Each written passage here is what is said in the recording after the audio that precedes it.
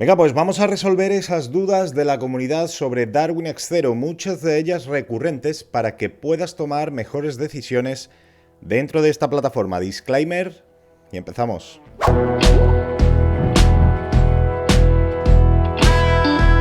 Empezamos con la primera de ellas, muy recurrente, relacionada con la operativa en DarwinX. Mirad, Ángela Beltrán nos dice desde la comunidad de Discord lo siguiente: debido a la mala racha de mi estrategia en noviembre y diciembre, el drawdown bajó al 18% y aún sigo operando.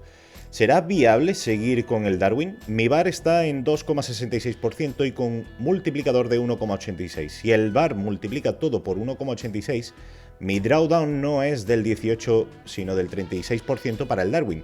Es que no me queda claro lo del multiplicador, cómo funciona o replica las pérdidas y ganancias y el motor de riesgo.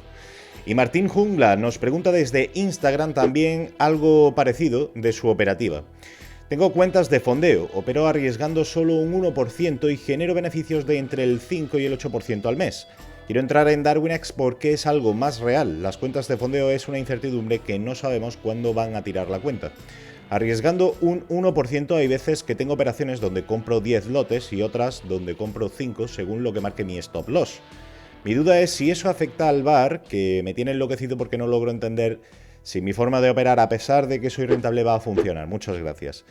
Muchas gracias a ti, Martín, y a Ángela por mandar esta duda. Bien, aquí hay dos puntos a tener en cuenta: el funcionamiento del VAR, que es la gestión del riesgo, y el tamaño de las posiciones o la distancia de los stop loss, que es la gestión monetaria de la estrategia. No son lo mismo, no los confundas.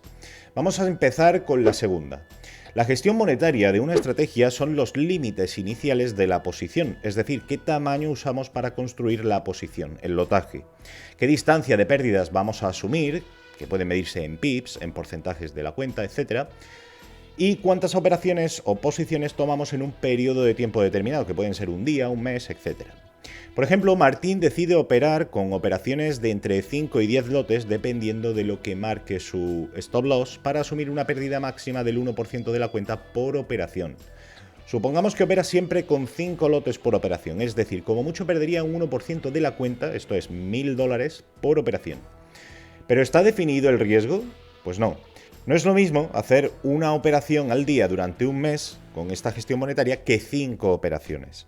En la primera opción estaríamos dispuestos a perder $1000, mientras que en la segunda serían 5000. Además de esto, debemos tener en cuenta qué rachas perdedoras tiene nuestra estrategia. ¿Son rachas de 5 operaciones perdedoras? ¿10 operaciones? Con todo esto voy a que nuestro principal objetivo en DarwinX es captar capital de inversores que confíen en nuestro desempeño, nuestra habilidad para obtener rentabilidad del mercado, pero para ello debemos ganarnos su confianza, y para eso lo primero que debemos poder cuantificar es el riesgo que estamos asumiendo.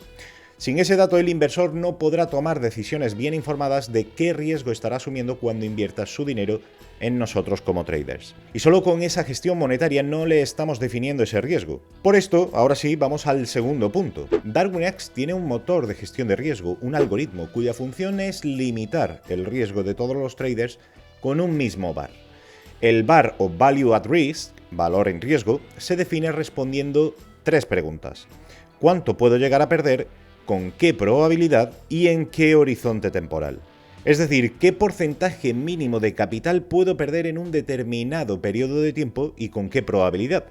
El motivo de esto es que el inversor pueda llevar a cabo la toma de decisiones comparando todos los activos disponibles, o Darwins en este caso, con la misma medida de riesgo. Por ejemplo, si yo quisiera invertir haciendo copy trading en otra plataforma y tengo 2 traders posibles para hacer mi inversión, y uno de ellos tiene una rentabilidad del 6% y el otro del 14%, ¿a qué trader sería mejor copiar? Pues no lo sé, porque faltaría información. Concretamente falta información de qué riesgo está asumiendo cada uno de ellos para obtener esas rentabilidades. A priori podríamos pensar que la mejor opción es el que gana un 14%, es más rentabilidad. Pero puede ser que para llegar a esos números esté asumiendo un riesgo excesivo del 20% VAR.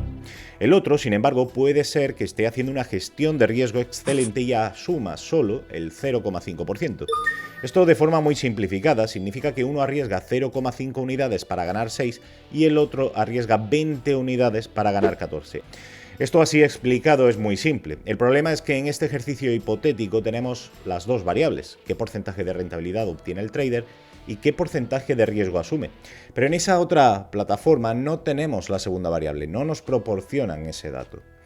De esta forma, Darwinex 0 con su motor de gestión de riesgo está homogeneizando todos los Darwins a un mismo nivel de riesgo conocido, el 6,5% VAR mensual al 95% de confianza.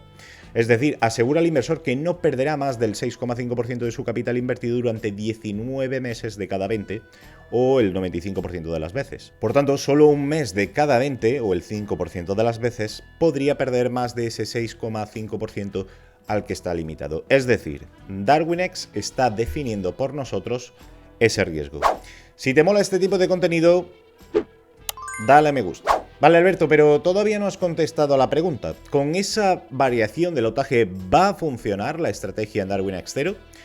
Pues muy probablemente no, y no porque la estrategia no sea buena, sino porque el motor de gestión de riesgo de Darwinex funciona mejor con estrategias que operen siempre de la misma forma, o de la forma más parecida posible. Me explico.